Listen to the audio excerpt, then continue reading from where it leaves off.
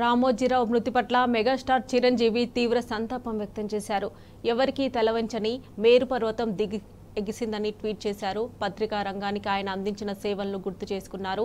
ఆయన కుటుంబ సభ్యులకు ప్రగాఢ సానుభూతి తెలిపారు. ఆయన ఆత్మకు శాంతి చేకూరాలని, వారి కుటుంబ సభ్యులకు మనోధైర్యం ప్రసాదించాలని కోరుకున్నారు. ఇక మరిన్ని డీటెయిల్స్ మా ప్రతినిధి భాస్కర్ అందజేస్తారు. భాస్కర్, రామోజీ గ్రూప్ సంస్థల అధినేత రామోజీరావు తెల్లవారుజామున 4:50 దివిశ్వాస ఇచ్చినట్టుగా అధికారికంగా వైద్యులు చెప్పడం జరిగింది. హైదరాబాద్ లోని ఓ ప్రైవేట్ ఆసుపత్రిలో చికిత్స పొందుతూ ఆయన చనిపోయినట్టుగా చెప్పడం జరిగింది. కొద్ది రోజులుగా ఆయన గుండె అదేవిధంగా శ్వాసకోశం సంబంధించినటువంటి వాటితో రెండు నిర్దిష్ట ఇబ్బంది పడుతున్నటువంటి నేపథ్యంలో అనారోగ్యంతో బాధపడుతున్నటువంటి రామోజీరావును నివాసానికి అనారోగ్యంతో బాధపడుతున్న నేపథ్యంలో హైదరాబాద్ నానక్ సాగర్లో ఒక ఆసుపత్రి ఇచ్చారు. అక్కడ చికిత్స కోసం తీసుకొచ్చిన సందర్భంలో ఆయన బాడీ చికిత్సకు రెస్పాండ్ కాకపోవడంతో ఆయన చనిపోయినట్టుగా ధృవీకరించారు. ప్రస్తుతానికి ఫిలిం సిటీలో ఆయన నివాసాన్ని తరలించారు. అనేక రకాలుగా ఒక భారతీయ వ్యాపారవేత్తగా ఈనాడు గ్రూప్ సంస్థల అధినేత, తెలుగు దినపత్రిక ఈనాడుకు వ్యవస్థాపకుడిగా, ప్రధాన సంపాదకుడిగా, ప్రచురణకర్తగా, మార్గదర్శి chit fund, Priya foods, Kalanjali మొదలగు వ్యాపార సంస్థల అధినేతగా రామోజీరావు స్థాపించిన రామోజీ గ్రూప్ ఆధీనంలో ప్రపంచంలోనే అతిపెద్ద cinema studio Ramoji Film City 2016లో భారత ప్రభుత్వం అతనిని దేశ రెండో అత్యున్నత పురస్కారమైన పద్మశ్రీ కూడా పురస్కారం అందించింది. ఈ నేపథ్యంలో రామోజీరావు ఆయన ఒక తెలుగు ఆంధ్రప్రదేశ్ సంబంధించినటువంటి తెలుగు వాడిగా ఎంతో గర్వకారమైనటువంటి వ్యక్తి అయినటువంటి కూడా ఈ సందర్భంగా తెలుగు సంపాదకులు చెప్తున్నటువంటి పరిస్థితి. రామోజీరావు ఆంధ్రప్రదేశ్ లోని కృష్ణా జిల్లా పెద్దపారుపూడిలో 1936 నవంబర్ 16న రైతు కుటుంబంలో జన్మించారు. తల్లి వెంకట సుబ్బమ్మ, తండ్రి వెంకట సుబ్బారావు పూర్వీకులు పామూరు మండలంలోని పెంచపల్లి గ్రామానికి చెందిన వారిగా కూడా చెప్పడం జరిగింది. ఇక అతని మొత్తం చదువంతా కూడా అక్కడే 1947లో రామోజీరావు గుడివాడలో పురపాలకోన్నత పాఠశాలలో 8వ తరగతిలో చేరాడు. 1957లో 6వ ఫామ్ అక్కడే పూర్తి చేసుకుని గుడివాడ కళాశాలలో ఇంటర్ బిఎస్సీ చదివారు. 1961 ఆగస్టు 19న రామోజీరావు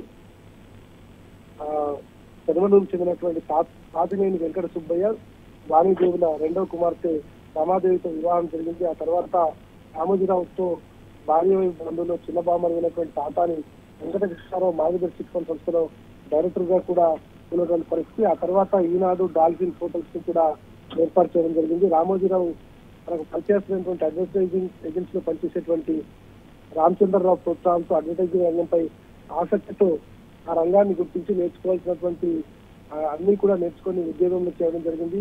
1962లో తిరిగి హైదరాబాద్కు వచ్చి రామోజీరావు అక్టోబర్లో మార్గదర్శి చిట్ ఫండ్స్ కూడా ప్రారంభించారు. అతని జీవితంలో తొలి వ్యాపారం కూడా అదే. ఆ తర్వాత 1965లో కిరణ్ యాడ్స్ అడ్వర్టైజ్మెంట్ ఏజెన్సీని ప్రారంభించారు. 67-69 మధ్య కాలంలో ఖమ్మం ప్రాంతంలో వసుంధర ఫెర్టిలైజర్ పేరుతో ఎరువుల వ్యాపారాన్ని ప్రారంభించారు.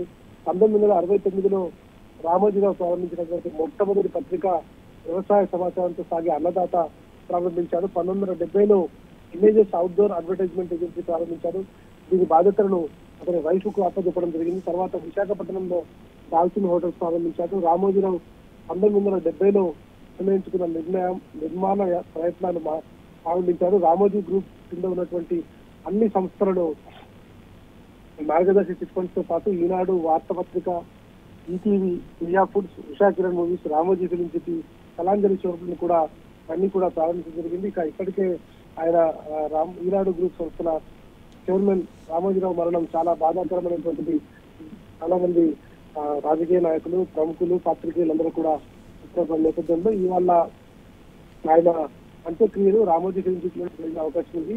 దీనికోసం అధికారిక లాంఛనాలతో నిర్వహించడం తెలంగాణ ప్రభుత్వం కూడా నిర్ణయం తీసుకుంది. ఏర్పాట్లను పర్యవేక్షించాల్సిందిగా రంగారెడ్డి కలెక్టర్ ఆచకొండ కమిషనర్ కు సిఎస్ ఆదేశాలు జారీ చేశారు. ఈ నేపథ్యంలో చాలా మంది ప్రముఖులు ఇవాళ ఫిలిం సిటీకి వెళ్లి ఆయనకు నివాళులర్పించే అవకాశం కనిపిస్తోంది. దాదాపు 6 దశాబ్దాలుగా రాజకీయ